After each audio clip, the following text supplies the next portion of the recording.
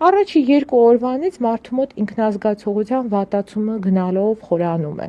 Սկզբից գլխացավեր, գլխապտույտներ եւ այլն, որը որ շատ հաճախ անտեսվում է, սակայն գալիս է մի փուլ, որ օրգանիզմը արդեն սպառում է իր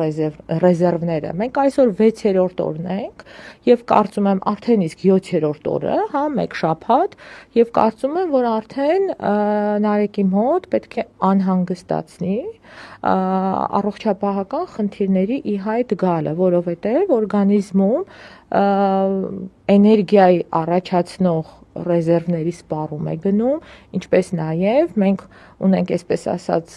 բժիշկները կհասկանան համապատասխանաբար էներգիայի առաջացման այդ Կրեբսի հայտնի ցիկլը, որը անում է, որի արդյունքում կետոնային մարմինների շատ քանակություն է առաջանում, մարդը ջրազրկվում է, մարդը ունենում է լուրջ կոնտրինսուլյար այդ ստրեսային հորմոնների թվի աճ, որը իրեն հետ բերում է սիրտ-անոթային համակարգի խնդիրների